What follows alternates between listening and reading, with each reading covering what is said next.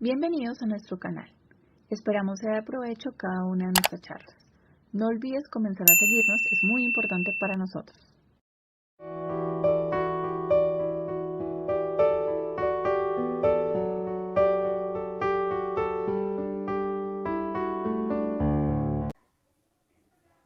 Sí, aquí Fanny nos está preguntando, su hijo tiene 27 años, pero desde que él era pequeño, al año y medio de vida, dice, complemento la información, mi chico, se le realizó una hemisferectomía al año y medio de vida. Tiene actualmente reflujo gastroesofágico severo, gastritis eritomatosa grado B de Los Ángeles. Ok. Y tiene gastrostomía. Bien.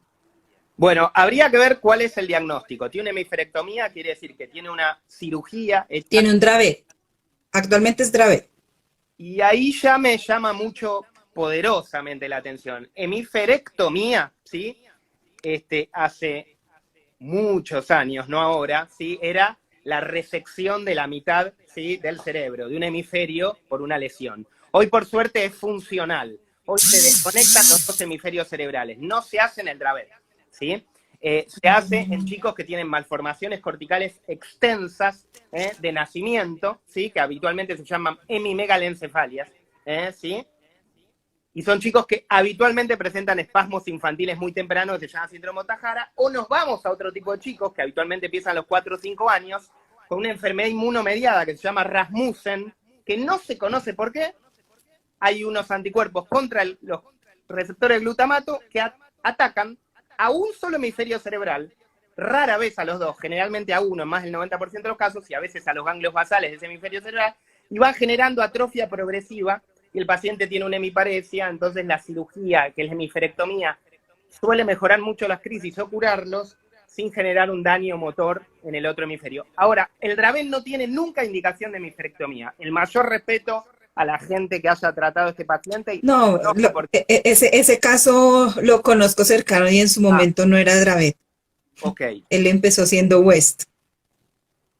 Ok, perfecto. Bueno, de nuevo, muy raro, habría que ver la mutación genética, ¿sí? Si es algo más que un SCN1A, si es una variante rara de Dravet. Hemos tenido variantes raras con migratriz maligna lactante y Dravet, o sea, dos síndromes epilépticos con un mismo gen. Entonces habría que ver, uno puede tener una malformación del desarrollo cortical y también tener un SCN1A y tener un Dravet. Y bueno, no es una que si uno tiene algo, no tiene lo otro. Uno puede tener la mala suerte de tener las dos cosas. Entonces, bueno, habría que ver, es un caso muy interesante, por qué se operó en su momento y le hicieron la hemisferectomía. Ahora, si la pregunta es, ¿puede hacer a los 27 años terapia cetogénica? Obviamente que puede, ¿sí? Y si la pregunta es, si tuviese una displasia gigantesca, o si ha sido un Rasmussen, y lo han operado y le han hecho una hemisferectomía, y persisten las crisis focales en ese hemisferio, lo más prolijo, no hablando de Dravet, hablando de displasia, ¿sí?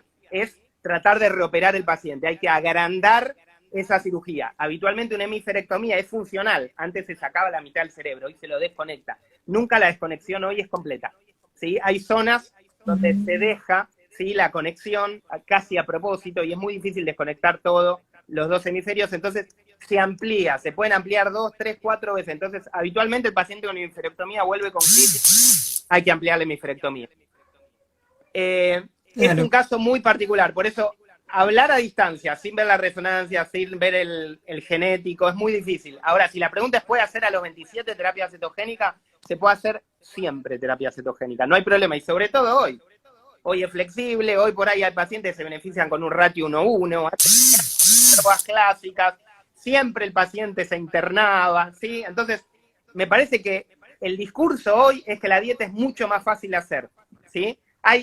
Es mucho más complejo los mecanismos de acción, por suerte, y entendemos mucho más de la dieta, pero sí es mucho más fácil de implementarla, ¿sí? Hoy se hace en equipo y el paciente se hace siempre ambulatorio, salvo que sea una urgencia. Obviamente el paciente esté internado en una terapia intensiva, se hace en una internación porque está en una terapia intensiva, tiene menos de un año o tiene una enfermedad neurometabólica de base, ¿sí? Es una enfermedad mitocondrial y entonces preferimos ser prudentes y hacerle una internación. Si tiene más de un año y no tiene ninguna enfermedad de base importante, se hace desde la casa. Entonces, si tiene 27 años y es un Dravet, se hace de la casa. Si tiene gastrostomía, como leí, no sé si es este paciente, es mucho más fácil. es mucho más fácil, obviamente. Hoy hablamos con Cecilia, con un paciente que tiene una gastrostomía, media hora antes de conectarnos con un país, y que cada vez que hablamos con él se conecta el pediatra, que eso también es muy importante. Nuestro equipo de terapia cetogénica es abierto a incorporar gente a nuestro propio equipo. Entonces, cada pediatra de cada paciente está invitado a cada reunión que tenemos nosotros, porque nos sirve mucho los detalles que nos dan, ¿sí? Entonces, este paciente tiene una malformación, la más severa de la malformación del desarrollo cortical, tiene una lisencefalia, se le había dado un pronóstico, cosa que no se hace nunca, de menos de un año de vida y un montón de cosas que no se saben y no hay que decir, ¿sí? Siempre hay que mejorar la calidad de vida, nada más, no decir palabras que puedan, nada, ser fuertes para la familia innecesariamente. Entonces, ¿qué le pasó a este paciente? Tiene gastrostomía, lo pusimos en terapia cetogénica cuando empezó la pandemia hace un año, y hoy tenía 50 crisis por día algunos días, y hoy tiene 1 o 2. Tenía muy poca conexión, le sacaban sangre, nos dijo el pediatra hoy, y no respondía. Hoy se queja que le saquen sangre, mira mucho más a los padres, ¿sí? Duerme mejor, tiene menos crisis, está más conectado, no tiene fenómenos de irritabilidad y no tiene ningún fenómeno de disautonomía. Era un paciente que tenía una vejiga neurogénica, ya no la tiene, era un paciente severamente constipado. Cecilia, de una forma natural, con MST, ¿sí? Con ácidos grasos de cadena media, sacó la constipación. Sí, entonces un paciente donde hay que mejorar muchos aspectos de la calidad de vida. Y eso nos lo permitió la terapia cetogénica. Entonces, no hay contraindicación hoy por edad, obviamente ni por vía oral, ni por gastrostomía, siempre se puede hacer, salvo algunos pacientes, y ahí me meto en algo que Cecilia sabe más, que quizás todavía disfrutan de la comida, quizás tienen algunos por ahí un trastorno del espectro autista, con mucho trastorno de integración sensorial, donde la comida es algo que se comparte en la familia y es muy importante, y hay algunos pacientes que quizás tienen una mínima alteración de la deglución, que no les genera ningún fenómeno respiratorio, pero no quieren que les invadamos la vía aérea, no quieren usar sonda, no quieren terminar en gastrostomía. Entonces, es ese paciente que está en el límite que me parece a mí, desde mi humilde opinión gastroenterológica, es uno de los pacientes más desafiantes para empezar terapia cetogénica. Sí. El que no tenemos mucha confianza de cómo va a manejar la vía oral, de que no va a tener microaspiración, pero que nos cuesta todavía decirles, hay que poner una gastrostomía, porque la sonda es una transición, no se deja la sonda de eternum. Entonces, me parece que ese es el desafío. Ahora, el paciente ya tiene la gastrostomía, como lo dijo esta familia, es lo más fácil que hay. Es como el paciente que vimos que tenía una lisencefalia que hoy está fabulosamente bien dentro de su diagnóstico, ¿sí? Claro. Aquí también Maranza Colo nos pregunta, ¿podrían regalarnos unos tips de la cetosis para pacientes con estreñimiento y epilepsia refractaria, además de parálisis cerebral? Tips de constipación. De cetosis, dice, unos tips de la cetosis. Bueno, es que de vuelta, es muy pensado a cada paciente, ¿no? Por el diagnóstico, lo primero que pienso en decirle es, lo primero que hay que ver si obviamente uno está consumiendo la cantidad indicada de grasas y está haciendo la restricción indicada de hidratos de carbono. Yo no sé si el paciente hace dieta modificada de Atkins o hace dieta clásica. Si hace dieta clásica, tiene una cantidad de proteínas indicada. Si hace dieta modificada, no hay restricción proteica, pero si yo me paso mucho del aporte proteico que tiene que ser el indicado para el paciente, o sea, como muy en exceso proteínas, eso puede inhibir la cetosis. O sea, controlar cuánta proteína está comiendo, siempre y cuando no sea que tiene una indicación puntual, ¿no? Que ahí seguro que está bien. Después, bueno, valorar en conjunto con el equipo la necesidad de utilizar triglicéridos de cadena media obviamente el equipo valorará la necesidad de utilizar carnitina, ¿sí? La carnitina nosotros adentro de la célula tenemos la mitocondria, que es la fábrica de la célula, y la carnitina viene a ser la escalera o la puerta, que hace entrar a la grasa adentro de la mitocondria y entrar dentro del ciclo de energía. Entonces, si yo por algún motivo le hace que el paciente consume ácido valproico o alguna otra condición, los niveles de carnitina no son los óptimos, sobre todo la carnitina libre, uno los suplementa con carnitina indicada por el equipo tratante y mejora la cetosis. Se puede indicar en forma, digamos, solo carnitina extra, o también se pueden indicar, hay fórmulas que vienen con algo de carnitina suplementada y hay fórmulas que vienen ya con TCM y por ahí es más fácil la palatabilidad.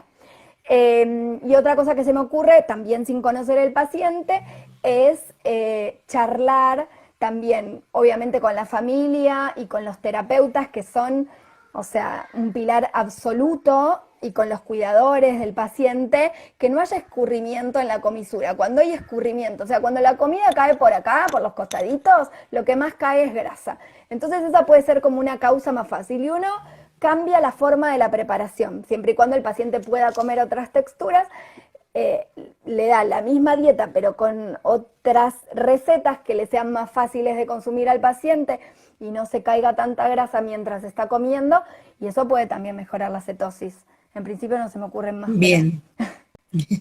Ok, ¿y cómo podríamos de pronto ayudar o qué tips nos podrían dar ustedes para evitar la constipación?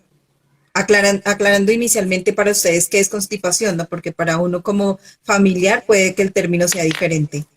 Sí, si bien nosotros uno como pediatra es un poco permisivo con la cantidad de veces que van al baño los chicos, no nos olvidemos que estos chicos muchas veces son chicos con desafíos, que muchas veces en muchos pacientes con epilepsia refractaria está afectado todo el sistema nervioso central, incluso el entérico, el que hace el peristaltismo, que es la motilidad del intestino. Entonces, obviamente que muchas veces se acompañan y, como decíamos antes, conociendo que hay un eje entre las bacterias y todos los microorganismos del intestino, el intestino, las interconexiones y el cerebro, sabemos que hay pacientes que si les duele la panza tienen más crisis, si están constipados, o sea, si no van de cuerpo todos los días, hay pacientes que tienen más crisis. Entonces, de vuelta, como los viejos semiólogos, el interrogatorio y escuchar lo que le pasa al paciente en la casa es muy importante. Si el paciente va de cuerpo cada 3 días y el día que va tiene 20 crisis y el día que, o sea, hay que escuchar qué está pasando con ese paciente. Lo ideal, lo que nos gusta a nosotros es que los pacientes vayan de cuerpo todos los días con el menor disconfort posible. Y hacia ese camino uno va. ¿Siempre lo logramos? No, obviamente. En medicina no logramos siempre los objetivos, pero siempre ir caminando hacia el mejor bienestar. Y de vuelta, en constipación y en cualquier cosa que hablemos, calidad de vida por sobre todo, ¿sí? Así que intentamos lo que es natural, intentamos introducir los triglicéridos de cadena media porque sabemos que de por sí son un mecanismo de acción propio de la terapia cetogénica y tiene su acción directa e indirecta en sistema nervioso central. Y también podemos utilizar chía, lino, que son semillas que tienen fibra. O sea, de por sí la terapia cetogénica uno baja los hidratos de carbono y baja la cantidad de fibra, ¿sí? Entonces, al bajar la fibra, y por ahí algún paciente que encima de base tiene alguna condición, podría empeorar una constipación. Mirándolo con TCM, poniendo chía, poniendo lino, que además son ricos en omega 3, y el omega 3 es muy bueno para sistema nervioso central, y además es un ácido graso de cadena larga, que también el omega 3 y el omega 6 son ácidos grasos de cadena larga, que tienen su efecto propio en la dieta cetogénica, y además el omega 3 de los dos es el mejor, porque es antiinflamatorio, así que antiinflamatorio en intestino y en sistema nervioso central, lo miramos integral. La dieta en sí es antiinflamatoria, ¿sí? Como la dieta además es antiinflamatoria. La terapia cetogénica son antiinflamatorias. Esto es importante. Se sabe en artículos muy recientes que hay una vía final común de las epilepsias, sean de causa genética o de causa adquirida, que genera inflamación. Inflamación en el sistema nervioso central. Como Ceci hablaba de inflamación intestinal, bueno, inflamación a nivel cerebral. Y la dieta y el cannabis generan una desinflamación, ¿sí? Por mecanismos ya conocidos, ¿sí? Modelos animales, ¿sí? conocidos obviamente clínicamente en humanos. Entonces, esto es importante también, ¿sí? Hoy se saben muchos factores por los cuales la dieta cetogénica es efectiva. Sí, no era solo la hipercetosis, pero hay una vía final común de inflamación que hay que mejorar. Y las cosas importantes, ahí mandaban saludos desde Buenos Aires, desde Neuquén, un montón de equipos de dieta cetogénica en Argentina, que además de ser muy exitosos y muy efectivos en lo que hacen, son muy buena gente y trabajan en equipo, cosa fundamental. Es importante el trabajo en equipo, lo vuelvo a insistir, Cecilia hablaba de constipación, entonces es importante el neurólogo que conozca qué medicaciones pueden dar hipotiroidismo, porque por ahí el paciente tiene ácido valproico y carbamazepina y fenobarbital y drogas que dan hipotiroidismo, y el paciente tiene una TSH de 15 y hormonas tiroideas por el piso, y en realidad tiene un hipotiroidismo farmacológico, y por eso está constipado. Entonces, no siempre decir el paciente con desafíos neurológicos tiene que estar constipado, buscar la causa secundaria, como siempre hace Cecilia, y una vez que la descartamos, podemos decir tendrá una disfunción autonómica o un montón de cosas que tienen los pacientes con desafíos o encefalopatías crónicas. Entonces, para esto es el diálogo adentro del consultorio que tenemos con Cecilia, con Pablo, con Julieta a diario. No se hace dieta cetogénica una persona sola, porque es imposible. No hay nadie en el mundo que me ha demostrado que sabe todo de la neurología y de la nutrición. No me lo demostró nadie, nunca. Así que, nada, sean todos humildes y trabajen en equipo, así les va bien a los pacientes. Yo, antes de cortar, agradecer a las fundaciones de padres, volver a recalcar que la dieta cetogénica volvió a existir en el año 94, ¿sí? Por la Charlie Foundation, una fundación de padres en Estados Unidos, que reflotó la terapia cetogénica. Había quedado en el olvido porque en la década del 20 y del 30 se sintetizaron la difenileantoína, el fenobarbital, todo un comprimido es más fácil que la dieta. Se acabó la dieta cetogénica que había durado poquitos años.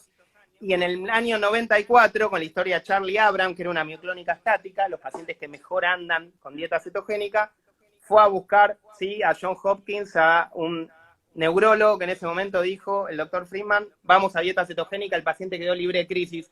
Hicieron la Fundación Charlie, era hijo de un director de Hollywood, se hizo famosa la historia, deben haber visto la película. A partir del 94 se reflota la dieta cetogénica. Lo mismo digo del cannabis 20 años después, 2013, 2014, el paciente ahora no se llama Charlie, el paciente falleció por desgracia al principio de la pandemia, se llamaba Charlotte, tenía un síndrome de Dravet, ¿sí? Era una niña, también en California ahora, y los padres insistieron porque creían que el cannabis podía ser el tratamiento efectivo, y algunos médicos lo siguieron, y hoy el cannabis se sabe que en la mitad de los chicos con Lennox-Gastaut, con Dravet y con esclerosis tuberosa, en cualquier síndrome epiléptico andan muy bien. Entonces hay que escuchar a los padres, hay que ser humilde, hay que trabajar en equipo y hay que ser muy respetuoso. Sí, algo que quisiera también anotar al respecto y es la importancia de un padre empoderado, de un cuidador empoderado, llámese padre, madre o tío, hermano, el que sea. Es importante que asista a charlas, que pueda seguir a los médicos, que escuche a los médicos, pero también que investigue en fuentes buenas, porque pues encontramos de todo en internet y es importante investigar para poder llegar a hablar con el médico y ser sinceros, porque a veces como padres omitimos ciertas cosas que para los médicos es súper importante. De pronto esos detalles pueden ayudar como a fortalecer el diagnóstico o en su momento un buen tratamiento. Entonces invitamos a todas las familias y a todos los pacientes a que definitivamente investiguen, no se queden allí solitos. Muchas veces los padres, y eso ya lo han dicho muchos médicos a lo largo de las diferentes charlas, a veces los padres incluso llevan a los médicos a hacer un equipo perfecto a través de lo que ellos ven, de lo que ellos encuentran durante todo el día que están con su paciente. Nadie conoce más a sus pacientes que sus propios padres, digamos, a sus hijos, por supuesto, pacientes de ellos, ¿sí? Y por eso siempre incluir a los padres, siempre incluir a los pediatras, siempre incluir a los terapeutas. De nuevo, Cecilia los nombró. Los terapeutas son héroes anónimos que están 3, 4 veces por semana con los pacientes, que son los que hacen que cognitivamente realmente mejoren mucho, ¿sí? Y lo conocen como no los conoce nadie. Entonces, lo que dicen ellos hay que escucharlo mucho, ¿sí? Sí, bien, pues bueno, yo les agradezco, antes de terminar les agradezco enormemente por abrirnos la mente con respecto a la dieta cetogénica, como se le llama aquí. Ustedes le llaman allí terapia cetogénica, pero igual el beneficio es el mismo para nuestros pacientes que en este momento sufren con epilepsias refractarias. A lo largo de esta semana hemos hablado de diferentes temáticas. El día de hoy en la noche estaremos hablando de lo que son los efectos, los buenos efectos del cannabis a través de la experiencia. Son dos personas que con sus hijos generaron este tratamiento cuando esto era un tabú, cuando no se podía hablar de él, cuando tenía que hacerse por debajo de cuerda, y adicionalmente son mamás actualmente de unos niños sanos, de unos niños que se encuentran estables y que adicionalmente son precursoras de leyes tanto en México como en Colombia para la implementación del cannabis medicinal como complemento de tratamiento. Y oído, repito, complemento de tratamiento, porque a veces creemos como padres que con una sola manera de tratar a nuestros hijos es suficiente. Y ellos son un universo, así que es importante que nos ayudemos de diferentes maneras con especialistas, incluso que escuchemos a padres que han utilizado los diferentes tratamientos para que nos quitemos esos miedos y tal vez esos tabú que tenemos en nuestra cabeza y que nos permite continuar siempre en pos de generar una mejor vida para nuestro paciente, nuestro familiar, nuestro hijo. Así que gracias, doctora Cecilia y doctor Santiago, por estarnos acompañando el día de hoy, por prestarnos su tiempo un rato y su gran conocimiento. Esperamos que puedan estar con nosotros próximamente en alguna otra charla, tanto en Comunidad Familias Púrpura como en la Fundación Somos Fénix. Ustedes saben que tienen las puertas abiertas con nosotros y quienes deseen hacerles preguntas a ellos, por favor repítanos cada uno sus redes sociales, que sabemos que las tienen, para que puedan también resolver sus dudas. Muchas gracias por la invitación. Muchas gracias. A todo Colombia y nada, siempre es bienvenida la invitación de ustedes y nada, son siempre muy respetuosos y cariñosos, así que nada, gracias de nuevo. Muchas gracias. Bien, las redes del doctor, su Instagram, por favor, para que lo sigamos. Yo, doctor.santiagoflesler. Ok. Y yo también, la que estoy acá, creo que mía es doctora Cecilia Araujo. Sí, pero exacto. bueno, soy la que estoy acá, soy yo. Yo también. Bien. Bueno, mil gracias entonces, señor. Chao. Chao, hasta luego. Que tengan un buen día y un buen resto de semana. Los invitamos a estar en las diferentes charlas en Facebook, Instagram y también en los Meet, que son durante todas las noches. En algunos países tienen que revisar también los horarios en las redes sociales de las organizaciones que están participando, como Fundación Somos Fénix y Comunidad Familias Púrpura, para que puedan anotar el horario de estas importantes charlas durante esta semana. Vamos hasta el día 29 y solamente descansamos el domingo porque es un día de familia. Que tengan un buen resto de día y les invitamos a continuar siguiéndonos. Un abrazo grande. Saludos, cuídense mucho. Saludos.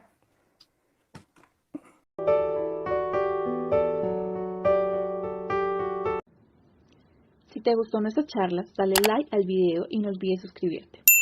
Queremos leer tus opiniones. Déjalas en los comentarios. Activa la campanita de notificaciones para que estés pendiente de nuestros próximos videos. Así nos apoyas en nuestra labor de informar, educar y capacitar. Comunidad Familias Púrpura, uniendo familias con epilepsia.